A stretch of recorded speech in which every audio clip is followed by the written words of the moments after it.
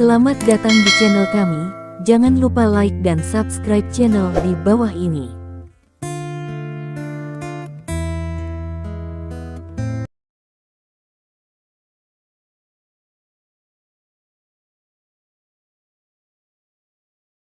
Bab 621. Stephen Lin sudah selesai makan steak di piring, tetapi dia tidak terburu-buru untuk pergi. Dia memandang Liu Ruyan dan ingin melihat apa yang dilakukan wanita ini di sini saat ini. Setelah beberapa menit, Tian Xinyu yang mengenakan seragam koki keluar dari dapur sambil memegang piring di tangannya. Dia berpakaian formal, bahkan dengan topi tinggi. Di bawah tatapan orang-orang, Tian Xinyu menundukkan kepalanya sedikit dan berjalan lurus ke depan meja Liu Ruyan. Tian Xinyu dengan hati-hati meletakkan piring di depan Liu Ruyan dan berkata dengan suara rendah, "Nona Liu, ini steak yang kamu inginkan." Petik 2. Sambil duduk di sana, Liu Ruyan berkata dengan tenang, "Angkat kepalamu dan berikan padaku." "Coba lihat." Petik 2. Tian Xinyu sedikit gemetar dan berkata sambil tersenyum bersama manajernya, "Nona Liu, Xinyu cukup tertutup dan biasanya tidak berani melihat langsung ke orang, beraninya dia menatapmu. Biarkan kamu bicara." Liu Ruyan melirik manajer dan berkata dengan ringan. Manajer menutup mulutnya karena malu. Tian Xinyu melihat bahwa manajer itu diintimidasi oleh Liu Ruyan karena membantunya, dan merasa menyesal, jadi dia hanya bisa menarik napas dalam-dalam, dan perlahan mengangkat kepalanya untuk melihat Liu Ruyan. Liu Ruyan sangat cantik, dia adalah kecantikan yang menakjubkan, dan yang paling penting adalah dia memiliki banyak aura di tubuhnya. Dia duduk di sana dengan menyilangkan kaki, membuat orang merasa mendominasi dunia. Meskipun dalam pandangan Stephen Lin, aura Liu Ruyan hanya bisa dianggap rata-rata, tetapi auranya berbeda. Bagi Tian Xinyu, auranya seperti seorang kaisar. Dia terlihat sangat baik. Liu Ruyan memandang Tian Xinyu dan berkata dengan ringan, "Tidak heran dia suka datang ke sini." Petik 2. Dia. Tian Xinyu memandang Liu Ruyan dengan sedikit keraguan. Dia tidak tahu siapa yang dia maksud di mulut Liu Ruyan. Liu Ruyan tidak banyak bicara, mengambil pisau dan garpu, memotong sepotong steak dan mengunyahnya di mulutnya. Tian Xinyu berdiri di sana, sedikit malu, karena dia tidak tahu harus berbuat apa.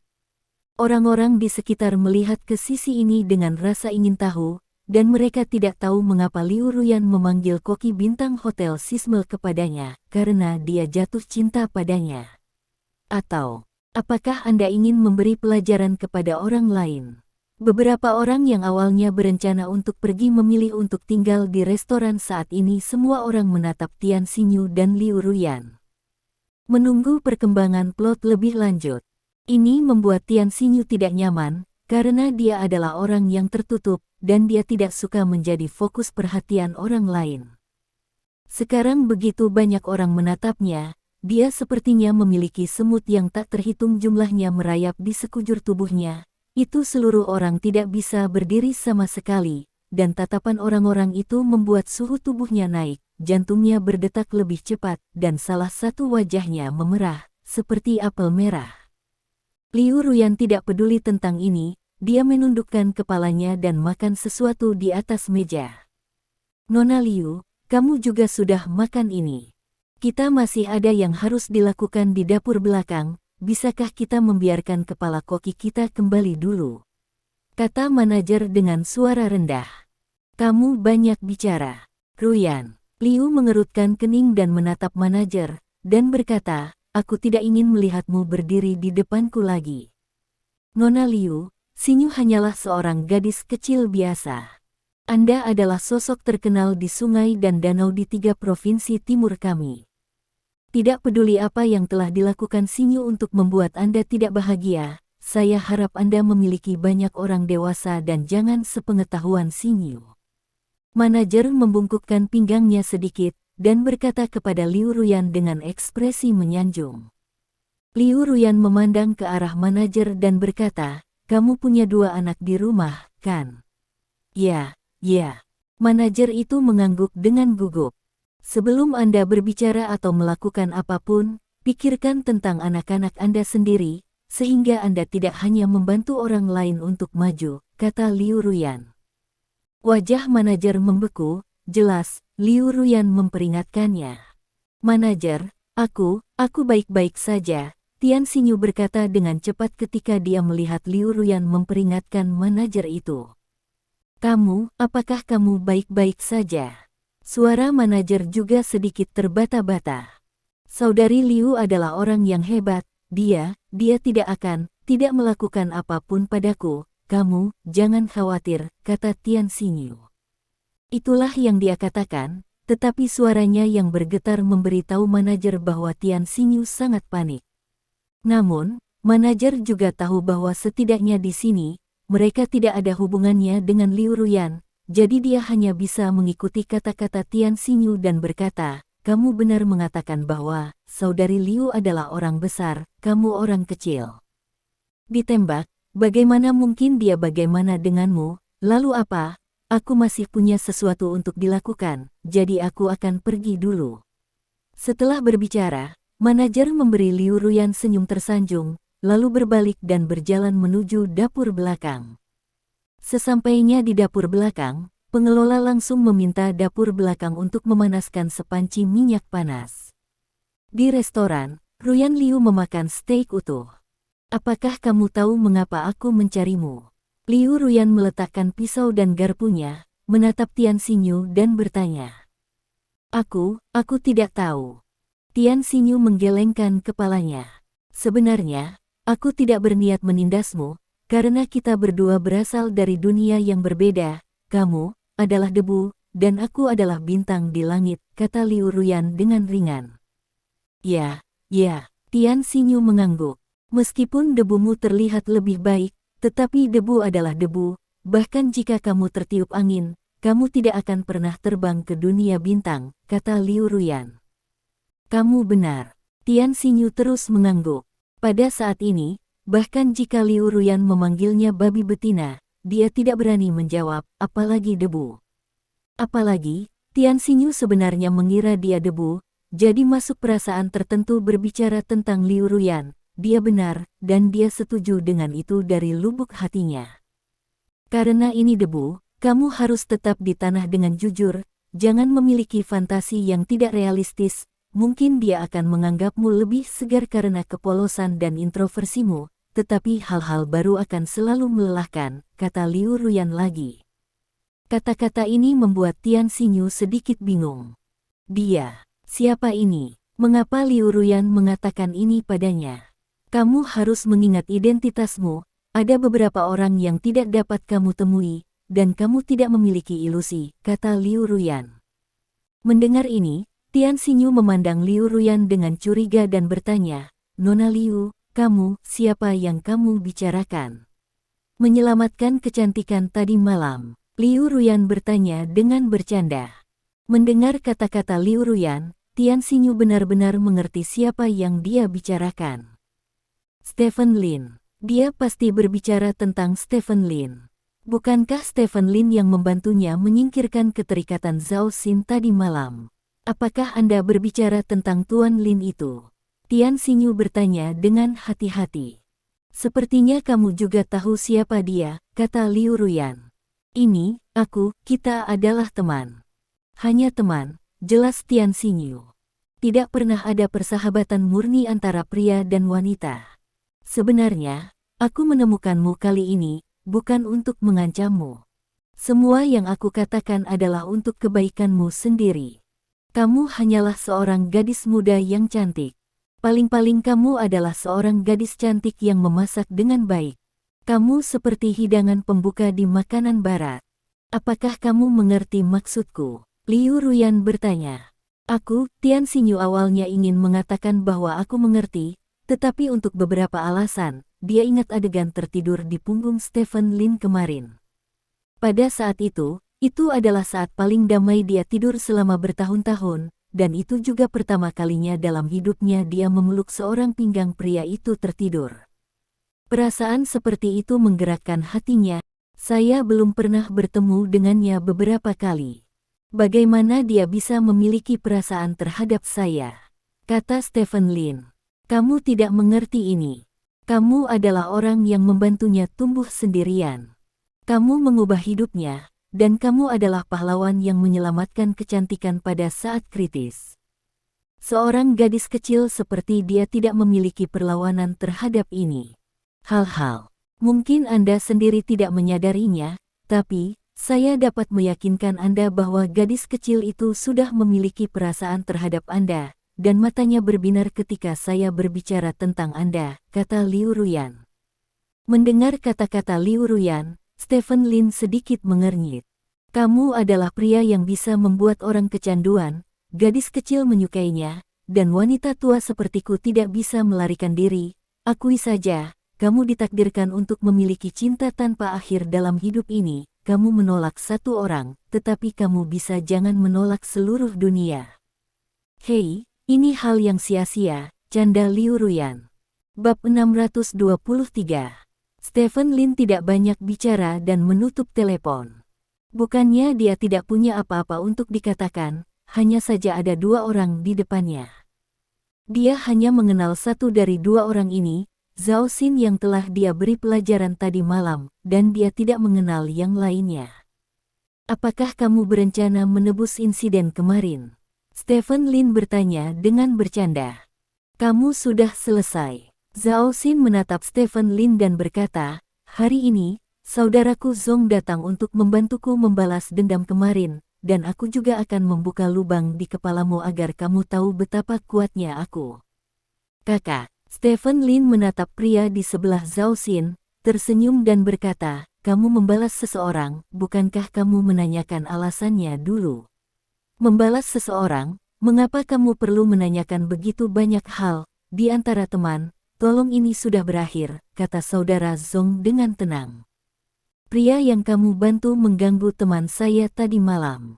Saya menghentikannya dan meminta seseorang untuk memberi saya pelajaran, jadi saya menghukumnya sedikit. Itu sebabnya, kata Stephen Lin. Oh, jadi apa? Itu tidak mempengaruhi saya untuk mematahkan tangan dan kaki Anda, kata saudara Zhong dengan dingin. Oke, saya sudah memberitahu Anda apa yang harus dikatakan, karena Anda berencana untuk tidak pandang bulu, maka tidak ada yang bisa saya lakukan untuk itu. Stephen Lin mengangkat bahu dengan acuh tak acuh. Saudara Zhong, berhenti bicara omong kosong, persetan dengannya. Aku tidak sabar mendengar ratapannya, kata Zhao Xin. Terserah kamu, kata saudara Zhong, dan perlahan berjalan menuju Stephen Lin.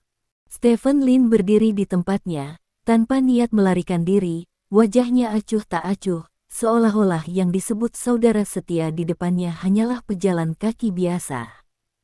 Jika kamu ingin menyalahkan, kamu hanya bisa menyalahkan dirimu sendiri karena menyinggung seseorang yang seharusnya tidak tersinggung, kata saudara Zhong kepada Stephen Lin. Stephen Lin mencibir dan tidak mengatakan apa-apa. Tiba-tiba, saudara Zhong berakselerasi.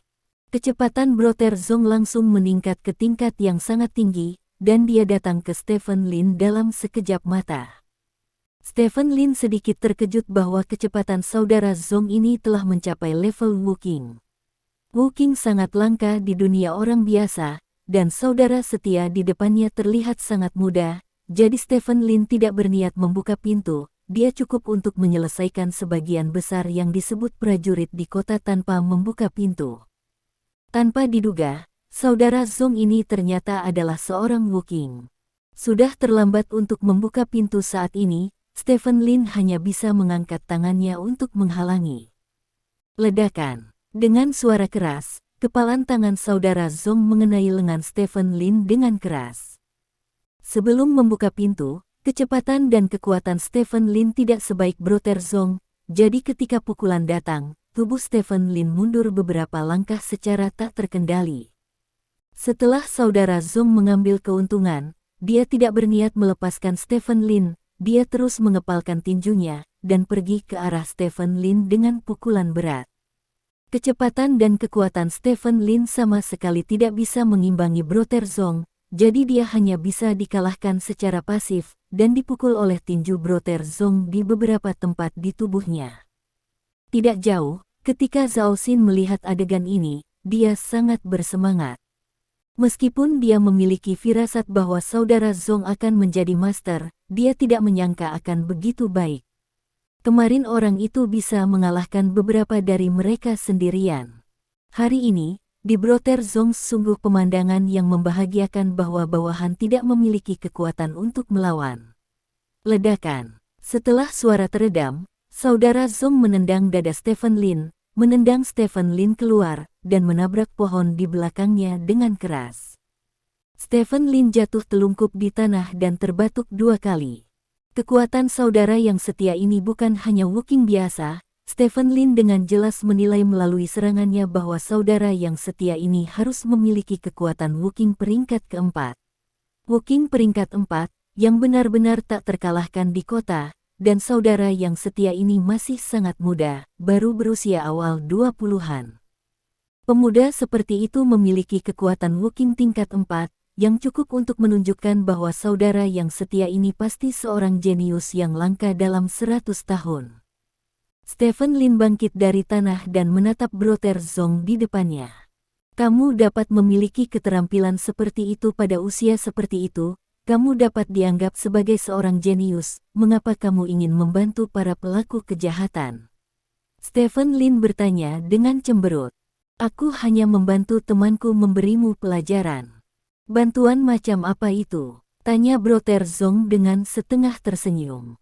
Melihat penampilan saudara Zong, Stephen Lin menghela nafas. Menurutnya, orang yang disebut Brother Zong ini seharusnya tidak pernah mengalami kemunduran sejak dia masih kecil, jadi dia berperilaku sangat menantang. Jika Anda dapat mengalami sedikit kemunduran, itu mungkin baik untuk pertumbuhan Anda di masa depan, dan akan lebih baik lagi jika Anda dapat belajar untuk bersikap rendah hati dan terkendali. Stephen Lin sebenarnya bukan orang yang haus darah. Saat menghadapi tuan muda seperti Brother Zong, dia rela memberinya kesempatan, bahkan rela melakukan sesuatu untuknya yang bisa membuatnya lebih baik, seperti mendidiknya. Biarkan pihak lain mengalami kemunduran. Beberapa orang akan belajar dari dididik dan menjadi lebih baik. Tentu saja, sebagian orang akan tenggelam dalam emosi negatif karena dididik dan menjadi lebih buruk. Itu semua tergantung pada personalisasi. Menghadapi saudara Zong yang agresif di depannya, Stephen Lin memiliki ide untuk mendidik pihak lain. Jika saudara Zong ini dapat diubah karena pendidikannya, maka itu akan menjadi hal yang baik untuk seni bela diri di Longguo di masa depan. Masa depan. Dengan mengingat hal ini, Stephen Lin segera membuka pintu kedua. Dengan 2 pintu terbuka, cukup dengan mudah menginjak-injak saudara setia yang menantang ini. Saudara Zong tidak memperhatikan perubahan pada Stephen Lin, dia menggerakkan tangan dan kakinya, memandang Stephen Lin dan berkata, pemanasan sudah selesai, dan langkah selanjutnya adalah acara utama. Setelah berbicara, saudara Zong mempercepat menuju Stephen Lin lagi. Melihat Brother Zong bergegas mendekat, Stephen Lin sedikit mengernyit.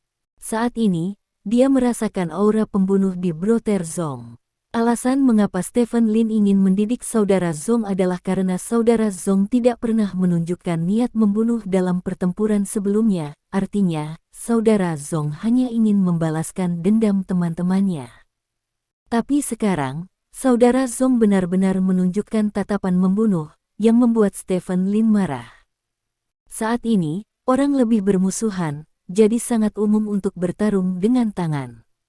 Berkelahi adalah perkelahian, dan setiap orang harus memiliki gelar. Sama seperti tadi malam, dia baru saja memberi pelajaran pada Zhao Xin, dan dia tidak menginginkan Zhao Xin untuk mati sama sekali pikiran, dan sekarang, saudara Zong menunjukkan niat membunuh, yang berarti saudara Zong telah berpikir untuk membunuhnya. Ingin membunuhnya dan ingin memberinya pelajaran adalah 2 konsep yang sangat berbeda.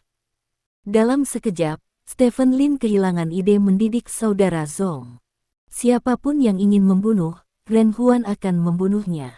Kecepatan Brother Zong secepat sebelumnya, tetapi saat ini, Stephen Lin bukan lagi mantan Stephen Lin setelah membuka pintu kedua. Kekuatan dan kecepatan fisiknya meningkat ke tingkat yang sangat menakutkan. Ditambah dengan kekuatan fisik tingkat Dewa Perang, Stephen Lin saat ini sudah cukup untuk menjadi tak terkalahkan melawan prajurit di bawah Raja Wu, apalagi Wu Qing peringkat 4 yang kecil. Stephen Lin berdiri di tempatnya, menunggu saudara Zong mendekat. Dalam sekejap, Brother Zong sudah tiba di depan Stephen Lin. Seperti sebelumnya, Brother Zong langsung melontarkan pukulan keras ke arah Stephen Lin.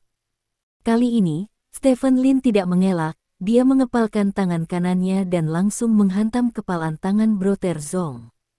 Dengan keras, kedua tinju itu bertabrakan dengan keras, dan kemudian tinju Brother Zong mundur tak terkendali.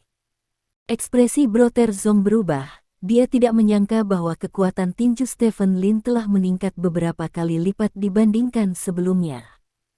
Tepat sebelum saudara Zong sadar, tinju Stephen Lin menyerang lagi. Pukulan berat membentuk hantu di depan Brother Zong karena kecepatannya yang tinggi. Mata saudara Zong sama sekali tidak bisa membedakan tinju asli dan palsu. Dia ingin melawan, tetapi dia tidak bisa melawan sama sekali. Bang bang bang, terdengar suara teredam, tubuh Brother Zong bergetar hebat, dan dia mundur beberapa langkah tak terkendali. Wajah Stephen Lin acuh tak acuh, dia mencondongkan tubuh ke depan, mengepalkan tangan kanannya, dan meninju perut Brother Zong. Ledakan, tinju Stephen Lin menghantam perut saudara Zong dengan keras. Kekuatan yang kuat menyebabkan tinju Stephen Lin tenggelam dalam ke perut saudara Zong. Kemudian, kekuatan ini terbang bersama tubuh saudara Zong.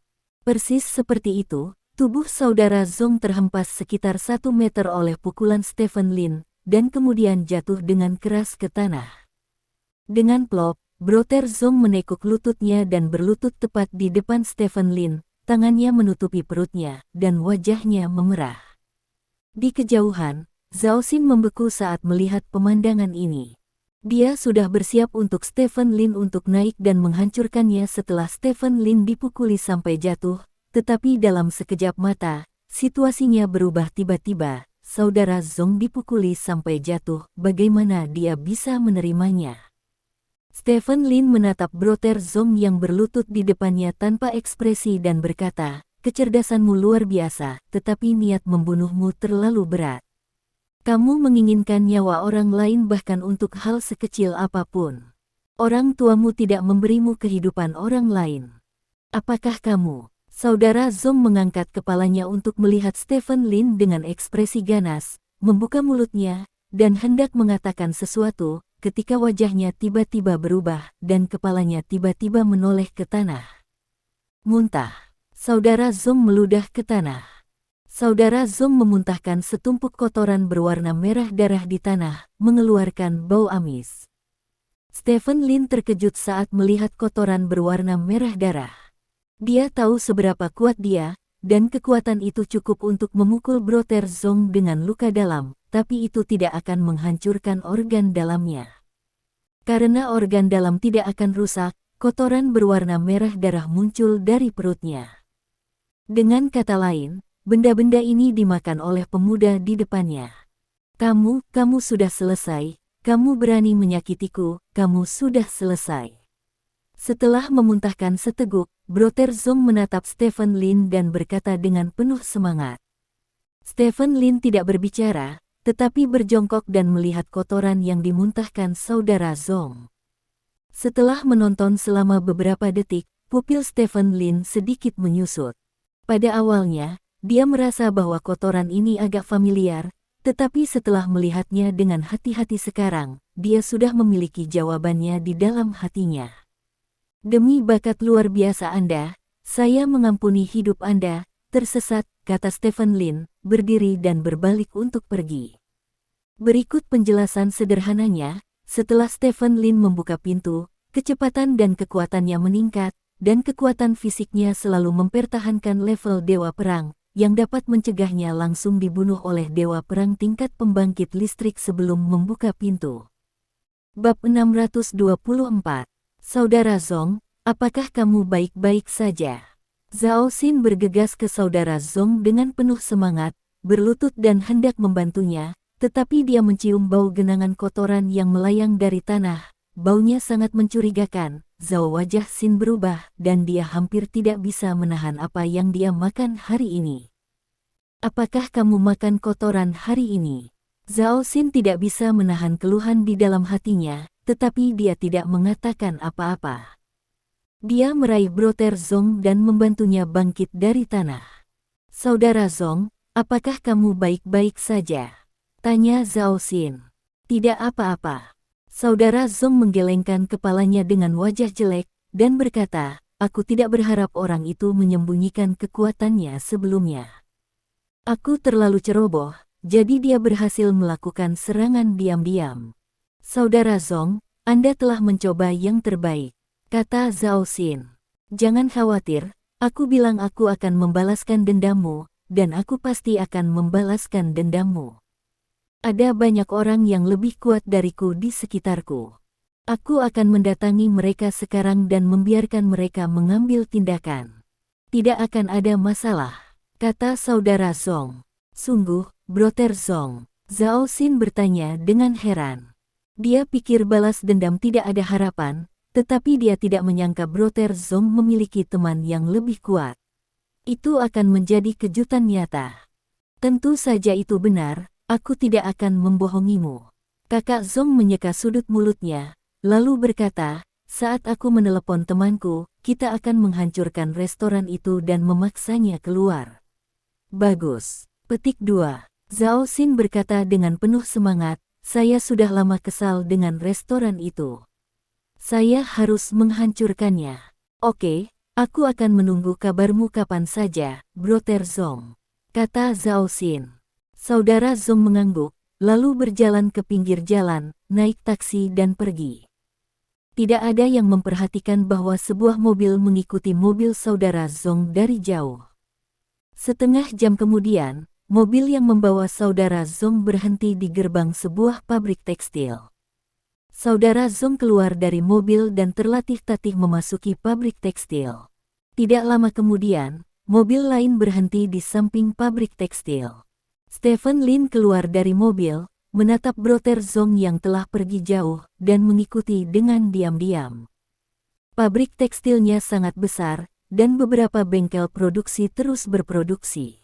Saudara Zong mengenakan pakaian biasa, dan berjalan di jalan tidak berbeda dengan pekerja biasa di pabrik tekstil, bahkan dia bertemu dengan beberapa orang yang menyapanya di jalan.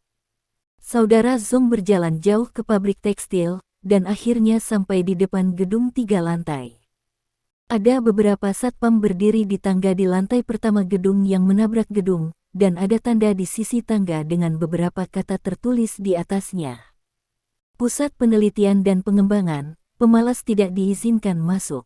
Petik 2. Saudara Zong berjalan ke tangga, menyapa beberapa penjaga keamanan di pintu, lalu langsung berjalan ke tangga.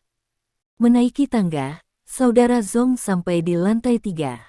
Namun, saudara Zong tidak pergi ke kamar di sebelahnya, tetapi langsung masuk ke lift. Pintu lift menutup perlahan, saudara Zong berdiri di dalam lift tanpa ekspresi di wajahnya. Saat pintu lift benar-benar tertutup, sosok Stephen Lin muncul di luar pintu lift. Indikator lantai di sebelah lift menunjukkan bahwa lift sedang turun. Ini agak aneh. Saudara Zong naik dari lantai 1 ke lantai 3, dan segera naik lift ke bawah ketika sampai di lantai 3. Tidak peduli bagaimana Anda melihatnya, ini adalah sesuatu yang dilakukan orang bodoh. Setelah berpikir sejenak, Stephen Lin mengulurkan tangannya dan dengan paksa membuka pintu lift. Di belakang pintu ada poros lift. Stephen Lin melihat ke bawah, hanya untuk menemukan bahwa lift terus jatuh setelah mencapai lantai pertama. Murid Stephen Lin menyusut sedikit, dia mengambil langkah maju, berjalan ke poros lift, dan kemudian tubuhnya turun dengan cepat. Ketika dia akan jatuh ke atas lift, tangan Stephen Lin meraih kabel baja di sebelahnya, dan seluruh tubuhnya tiba-tiba jatuh, berhenti. Lift terus turun, dan sekitarnya menjadi gelap gulita, dengan hanya cahaya redup di atasnya. Dengan keras, lift akhirnya berhenti. Stephen Lin membuat perkiraan sederhana, saat ini posisinya sekitar 10 meter dari tanah. Setelah Stephen Lin menunggu beberapa detik, dia langsung membuka ventilasi di lift, lalu masuk ke lift. Saat ini, tidak ada seorang pun di lift, dan sudah mulai naik. Stephen Lin bergegas ke pintu, membuka pintu lift, berjongkok, berguling, dan berguling keluar dari lift.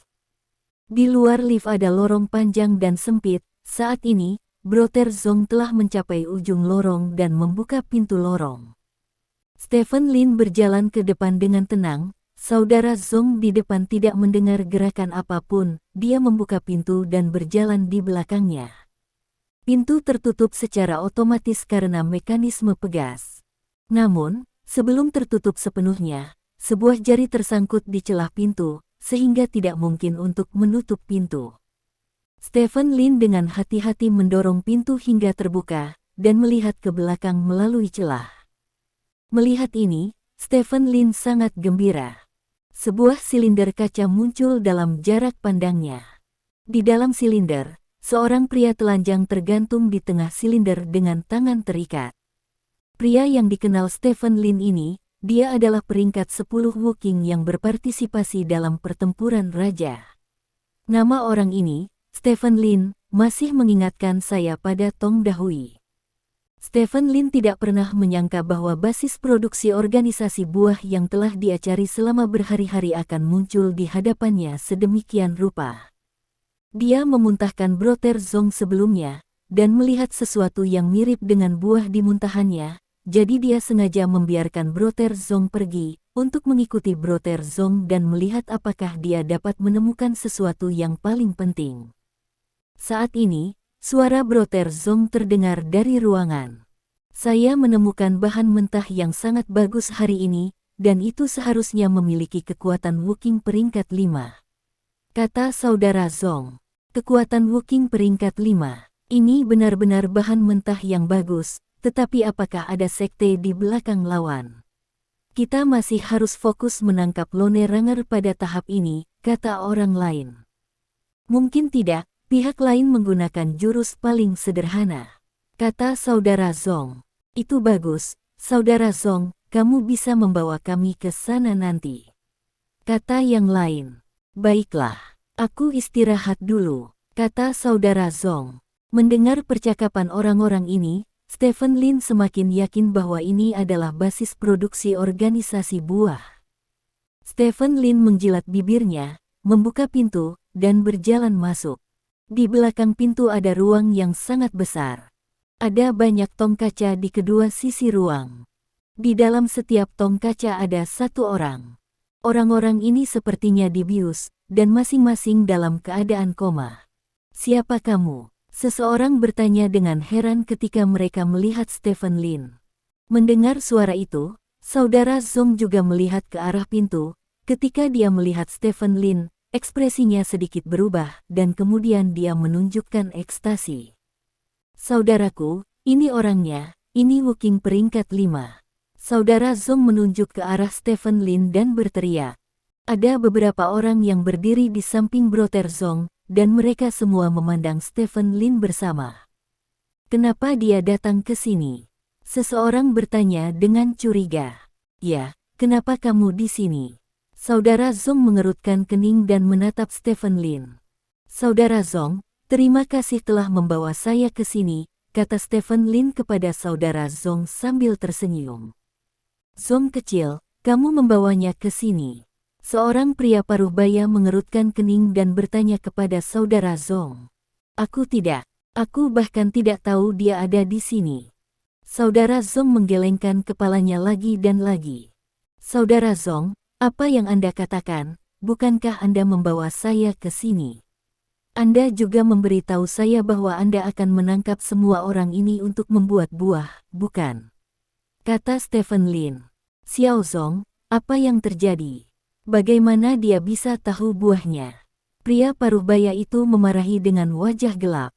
Aku tidak tahu, ini pertama kalinya aku melihat orang ini hari ini. Tidak, kamu, bagaimana kamu tahu buahnya?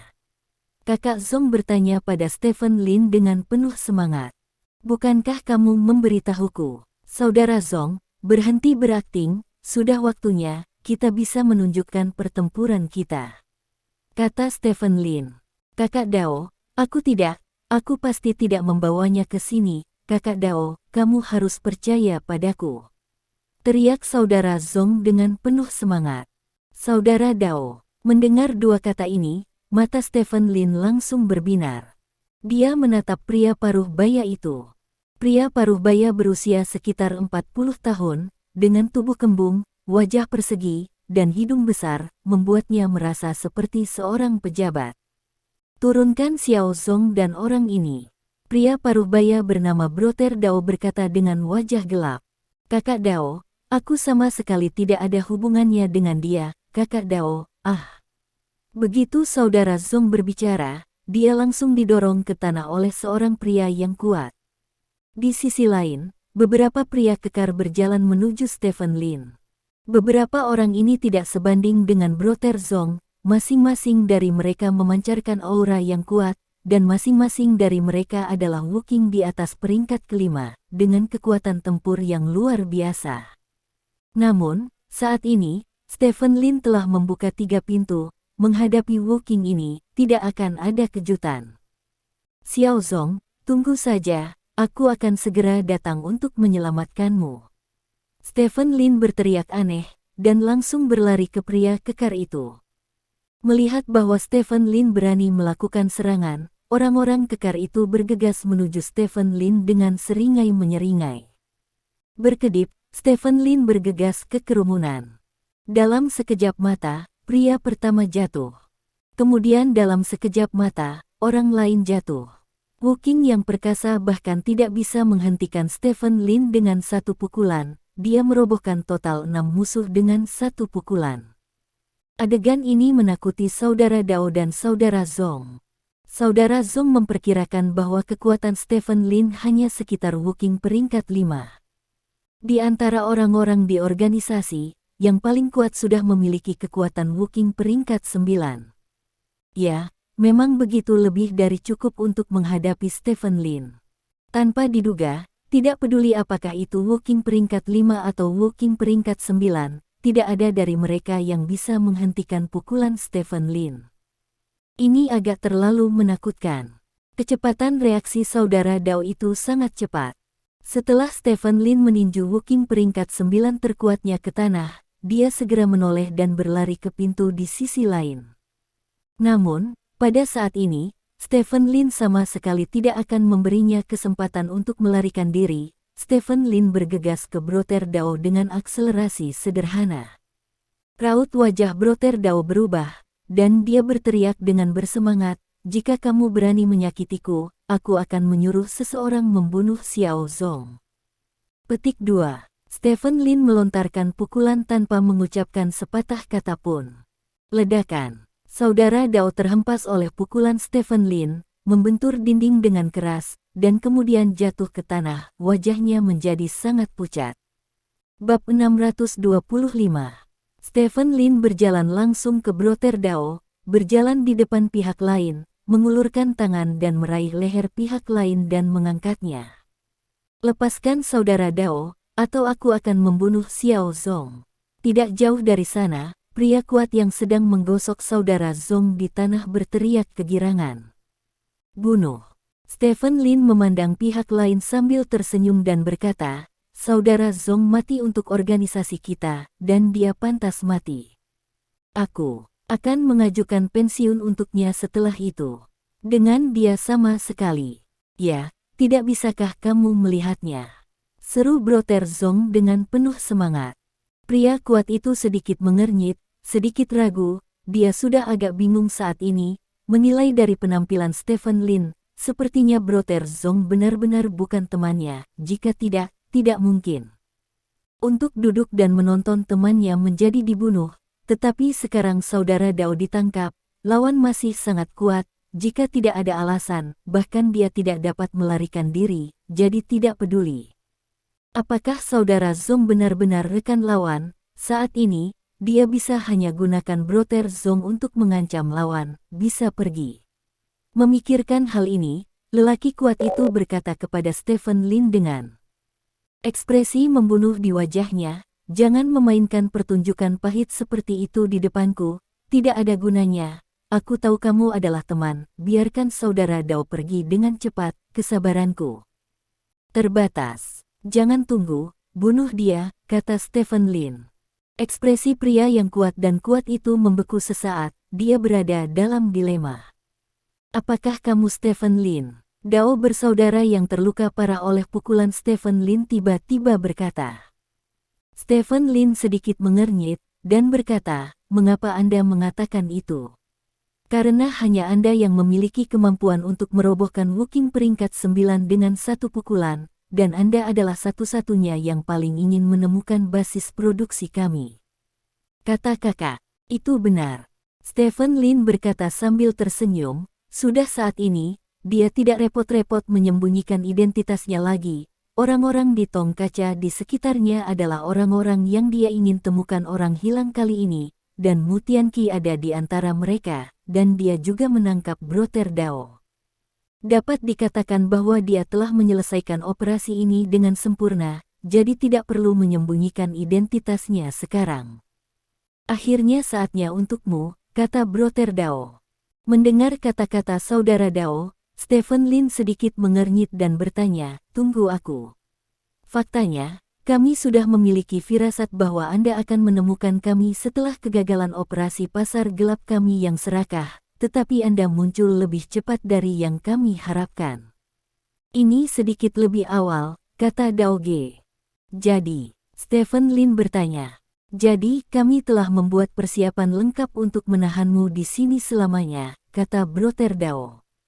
Mendengar kata-kata Brother Dao, Stephen Lin tersenyum menghina dan berkata, di tempat seperti ini, menurut Anda apakah organisasi buah Anda mampu menahan saya?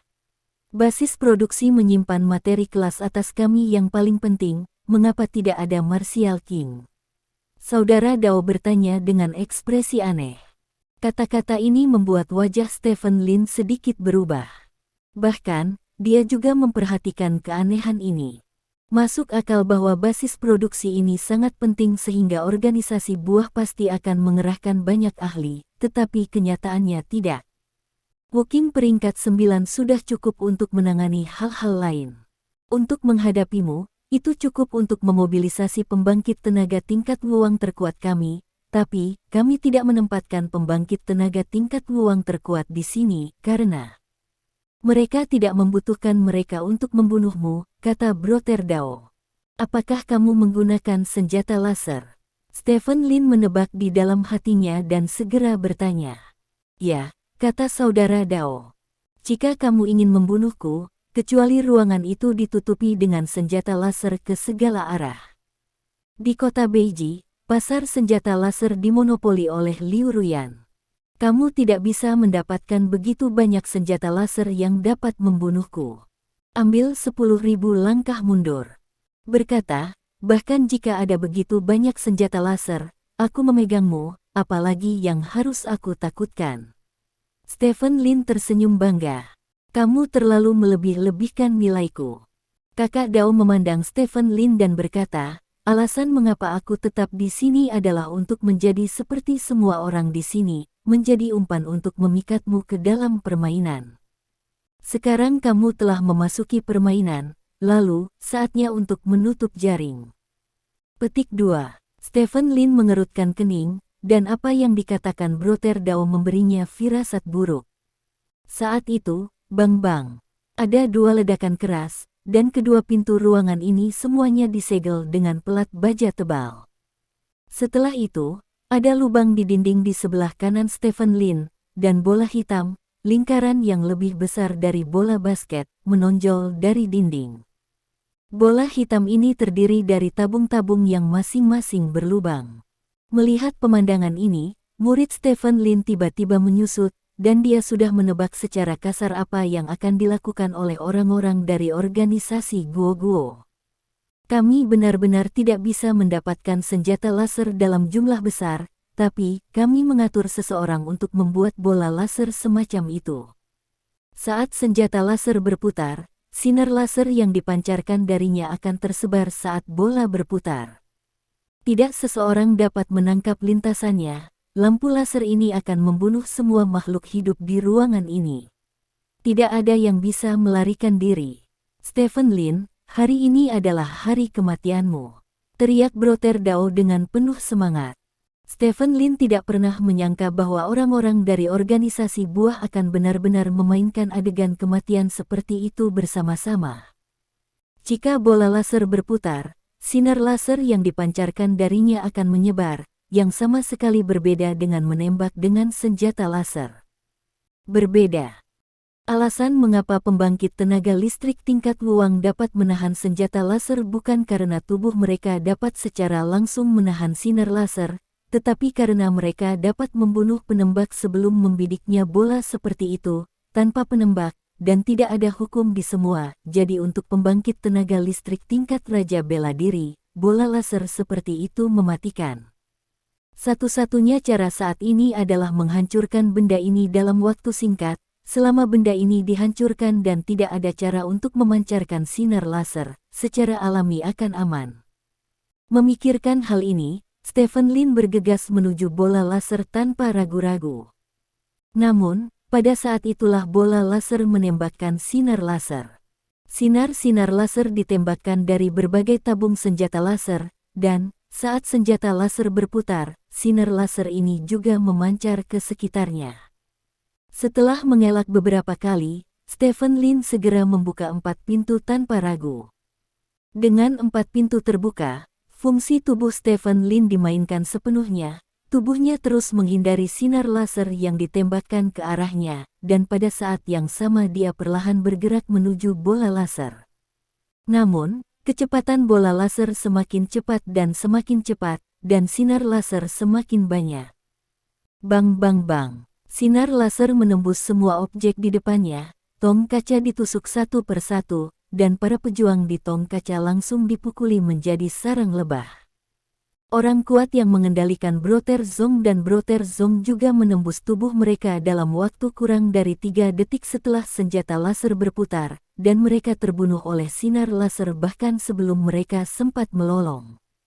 Saudara Dao di tangan Stephen Lin juga tertembus oleh sinar laser, tetapi dia tidak langsung mati karena Stephen Lin telah bergerak bersamanya.